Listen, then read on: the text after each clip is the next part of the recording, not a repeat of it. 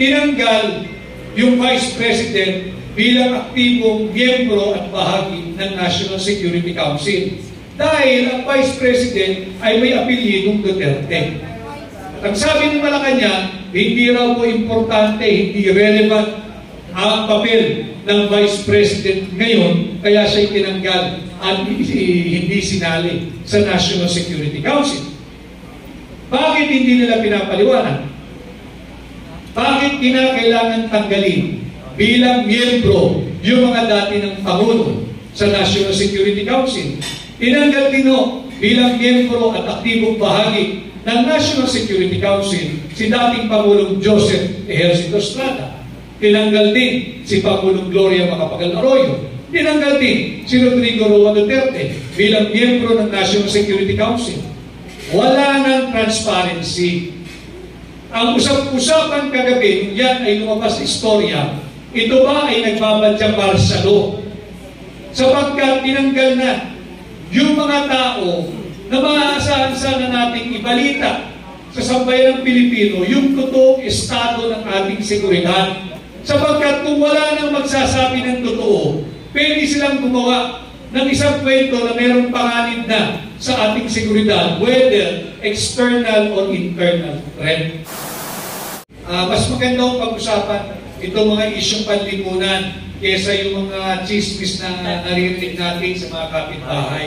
Wala pong maitutulong yun kung paano umunod ang Pilipino. Nabanggit kanina may pinirma ang Executive Order 81, number 81, Series of 2024. Medyo malalim pero kinakailangan po ninyong maintindihan at sisikapin ko mapaintindi sa inyo sa pinakasimpleng pananalita. Yung Executive Order 81 Series of 2024, ito po yung pagre-reorganisa o yung reorganization of the National Security Council. Ang highlight po nun, tinanggal yung Vice President bilang aktibong miyembro at bahagi ng National Security Council. Dahil ang Vice President ay may apelyidong Duterte. At ang sabi ng Malacanang, hindi raw po importante, hindi relevant ang papel ng Vice President ngayon, kaya siya'y tinanggal at hindi sinali sa National Security Council. Bakit hindi nila pinapaliwanag? Bakit kinakailangan tanggalin bilang miyembro yung mga dati ng Pangulo sa National Security Council? Tinanggal din bilang miyembro at aktibong bahagi ng National Security Council si dating Pangulong Joseph Ejercito Estrada.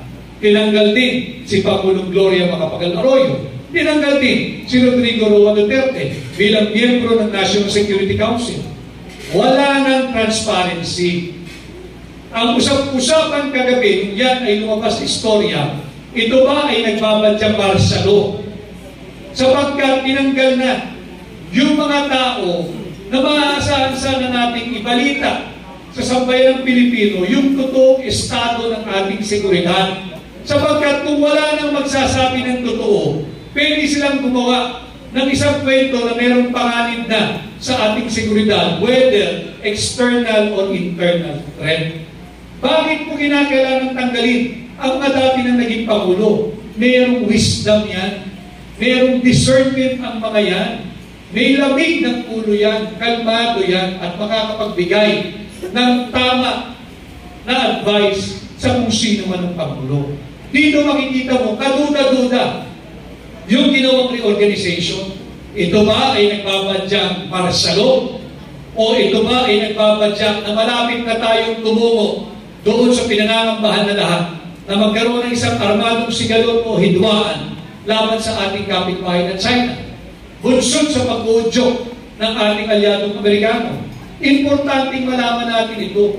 Dahil pag nagkaroon, whether ng martial law o ng gera laban sa China, apektado ang buhay ng bawat isang Pilipino.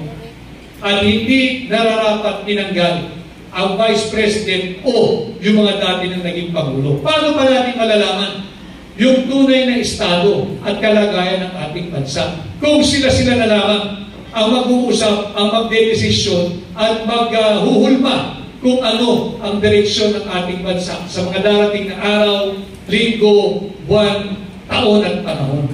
Kailangan alam niyo ito. kinakailangan na papag-usapan natin ito at kinakailangan somehow ay napapagliwanagan natin sa mga mamamayang Pilipino ang mga mahalagang usapin na panlipunan.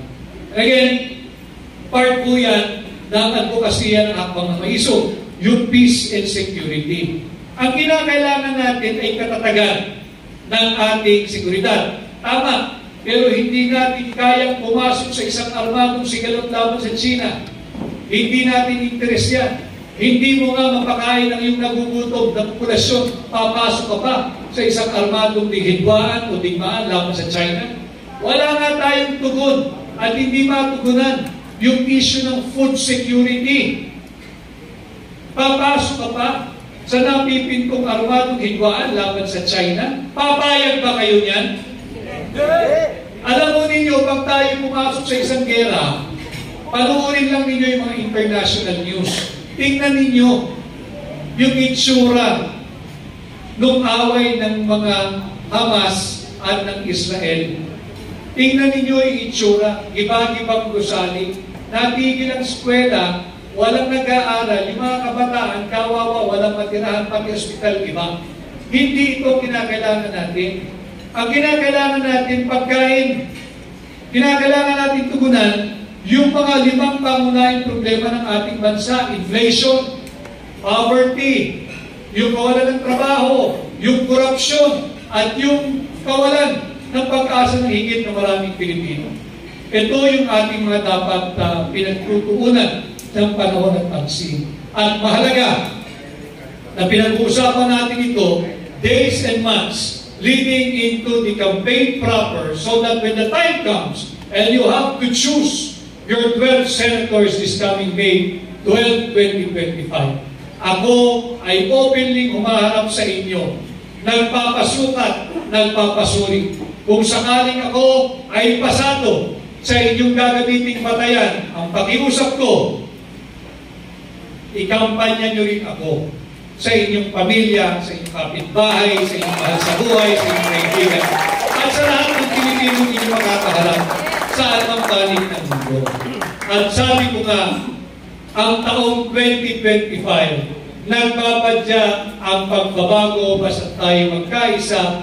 Dalhin po ninyo ang isang katulad kong bago sa Senado at posible ang pagbabago sa number 55 ngayong 2025. Uli, ako po si Atty. Vic Rodriguez, inyong formal at opisyal na aplikante bilang senador. Buhay at magandang hapon sa ating lahat. Thank you, Atty.